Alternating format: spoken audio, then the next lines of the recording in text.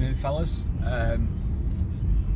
Just on the way back to see the Skoda, the one from the timing chain issue from last week.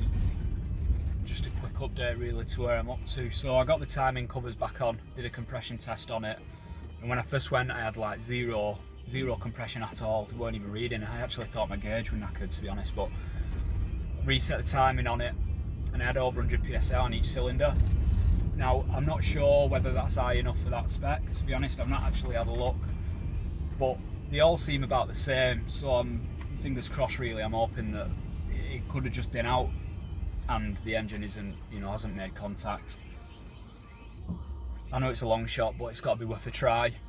So I'm at the point where I am going to be just building it up to the point where I think I've got to put the fuel pump on, the fan's got to go on, the alternator's got to go on, and I'm just going to start it and see where we're at with it. And then at that point I might have to strip it down again to get the head off, but from where I were at, it wasn't worth me getting the head off to seeing if it's done any damage, and if it's not, to then put an head gasket on it.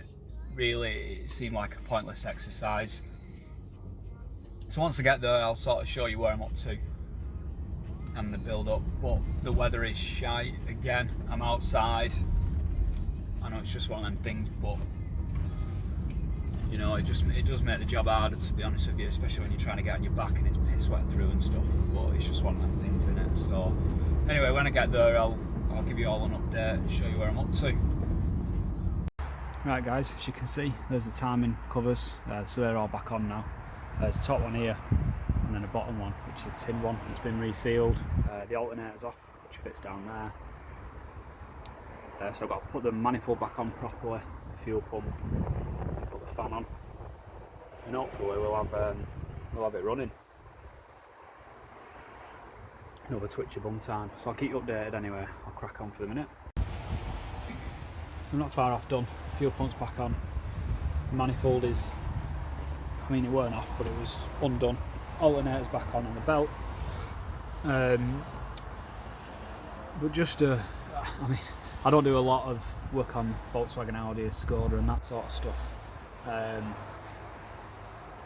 they're so over-engineered that it just makes it difficult to work on. I mean, this here, the engine mount bolt is a spline, but you cannot get in with a spline and a ratchet.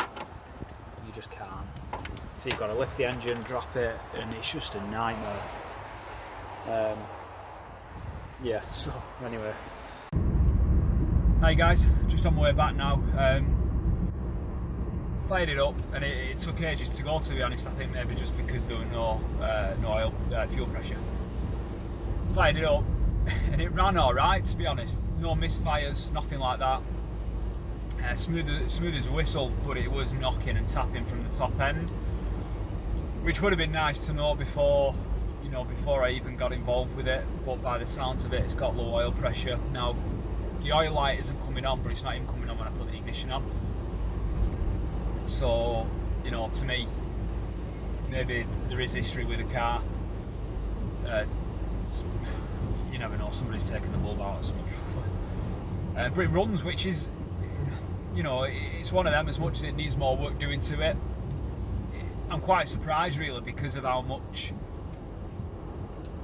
the timing was out on it. Engine light were on when I ran it up, and all it showed was timing over advanced, like on the intake, which was the one that was out. So it would explain it. I cleared the code and the code stayed out, and it's not been on since, and it's ran as well. So yeah, just a case of so yeah, like I said, I'm quite surprised really. Again, I got absolutely wet through, even though I were undercover, piss wet through I am. But anyway guys, thanks for watching. I know it's been a bit of a shite video really on this Skoda, but I'm trying to do what I can do. I've got a Peugeot tomorrow, oil light coming on. Apparently it's got a wet belt on it.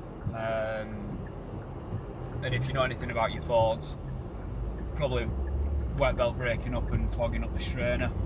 So that'll be nice. So hopefully I'll try and get a bit more stuff on that if I can. But again, thanks for watching guys, and I'll see you in the next one.